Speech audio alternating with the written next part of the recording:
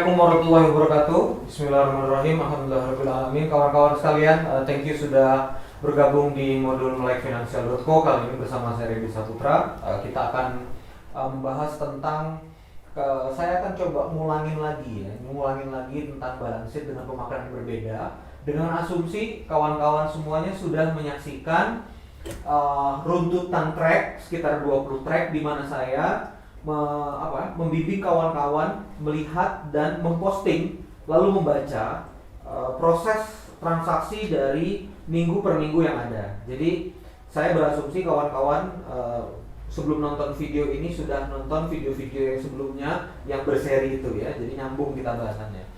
Nah, jadi kawan-kawan sekalian, saya coba mengingatkan sehingga ada tiga dials atau ada tiga indikator yang akhirnya kita baca ya. Yang pertama adalah neraca balance sheet. Kita menyebutnya balance sheet karena memang dia balance sheet. Lalu kemudian yang kedua adalah income statement ya, income statement atau yang biasa disebut dengan laporan rugi laba. Ada yang menyebutnya dengan profit loss, pokoknya macam-macam ya. Ada yang menyebutnya laporan earning, pokoknya itu dia laporan rugi laba. Dan yang terakhir, yang ketiga adalah arus kas ya, arus kas. Nah, bagaimana pemaknaan dari pembacaan ini kawan-kawan sekalian? Ini yang saya mau ulangi pada kesempatan kali ini sedikit biar kita tahu bahwa ini yang saya ingin kawan-kawan sadari. Jadi neraca kawan-kawan sekalian itu yang sering kita gambarkan pada saat saya ajarkan di postingan yang track dengan track lanjut itu, yang berlanjut terus track demi track, adalah saya menyebutnya di sini aset, liability dan equity. Nah, saya akan menyederhanakannya dengan lebih gampang. Jadi lebih gampangnya begini. Aset di sini adalah things and stuff. Jadi things and stuff. Artinya thing and stuff itu artinya adalah memang alat-alat bisnis atau barang bisnis, uang yang sifatnya itu memang bentuknya itu bisa dijamah. Nah, ini di things and stuff ini. Termasuk di sini piutang bergerak dia kan. Kawan-kawan tentu ingat waktu kita develop melek finansial ini, di sini ada cash gitu ya. Di sini ada cash, lalu di sini ada piutang, ada AR, lalu kemudian ada inventory, lalu kemudian ada equipment, ada property dan seterusnya. Nah, ini thing and stuff. Nah, kolom yang dua ini membahasakannya gini aja. Dari things and stuff ini, mana yang aku pinjem, owe and own.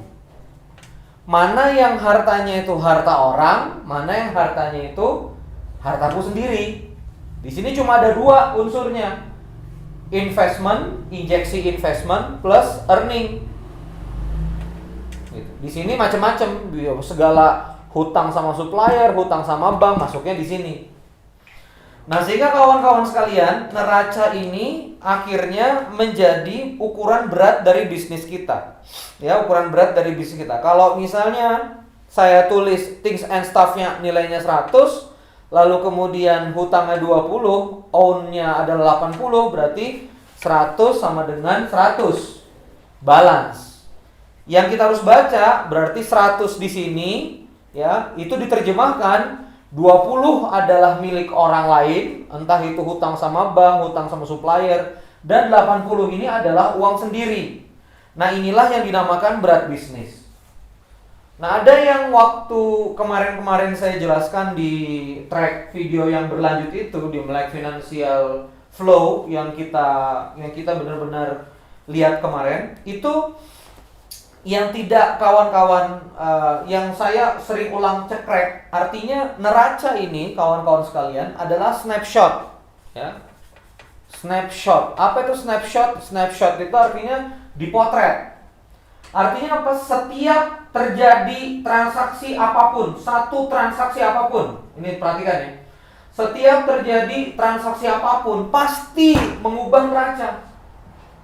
Karyawan Anda beli teh botol aja, nyebut merek ini orang kok ya, teh botol nggak bayar sama kita. Nyebut. Karyawan Anda beli teh botol, ini bergerak neraca. cash berkurang, equity berkurang, earning berkurang, equity berkurang. Kawan-kawan bayar hutang, ya, cash berkurang, lalu kemudian hutang berkurang. Kawan-kawan belanja stok, cash berkurang, inventory bertambah.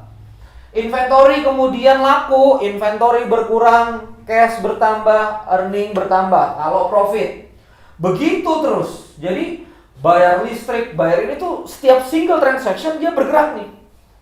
Nah, maka dari itu waktu kita membaca neraca itu sama seperti kita nimbang berat badan. Proses kita makan apa itu tidak terdefinisikan di dalam neraca, gitu loh.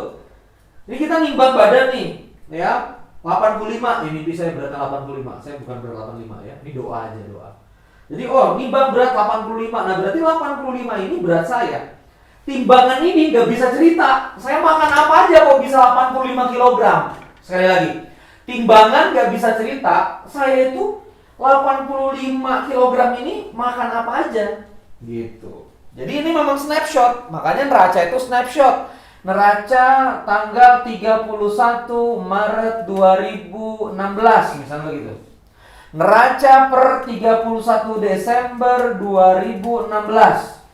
Neraca per 30 April 2017 misalnya begitu. Jadi neraca itu bukan periode. Neraca periode 2016. Enggak, neraca nggak periode. Neraca itu hitungan di tanggal tertentu, di waktu tertentu. Dia snapshot, dia kayak timbangan. Karena apa? Setiap transaksi dia ngubah neraca. Nah, jadi itu ya yang kita bisa, yang kawan-kawan harus ingat lagi, yang kawan-kawan harus pahami lagi. Sengaja di awal saya jelasin, lalu kemudian di akhir ini saya jelasin maksudnya apa. Kalau ternyata di awal itu kurang gitu, nah saya lock lagi di sini, gitu loh. Saya jelasin lagi di sini lebih mendalam tentang neraca yang kita tulis bergerak dari cash ke AR, dari AR ke earning segala macam. Itu neraca ini adalah menghitung beratnya, ya. Nah, lalu gimana kita menghitung kejadiannya? Nah ini ya, saya ingin masuk ke pembahasan berikutnya, ya. Saya ingin masuk ke pembahasan berikutnya terkait sama neraca. Jadi gini, kalau Anda ngelihat orang main bola, ya, Anda ngelihat orang main bola, sini ya, Anda ngelihat orang main bola. Lalu kesebelasan ini saling serang nih, kesebelasan saling serang, dar. Tiba-tiba ada teriak gol, ya. Nah sebetulnya kenapa Anda teriak gol? Karena aktivitas di lapangan, perhatikan ini, aktivitas di lapangan itu berhasil mencetak gol kesebelasan tertentu. Aktivitasnya mengubah skor jadi 1-0. Jadi begini, ya, bukan sholat, bukan sihir ya, tapi ini perhatikan. Aktivitas mengubah papan skor. Nah, papan skor kita ini adalah neraca itu tadi.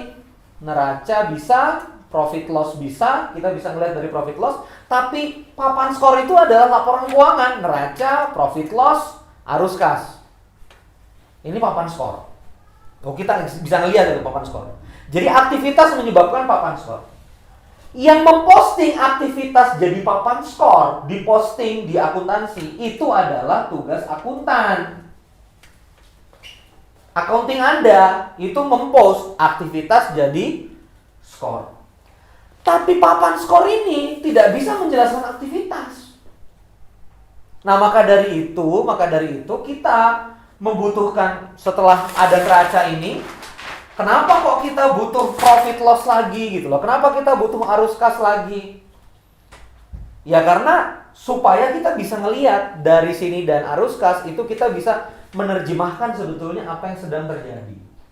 Ya.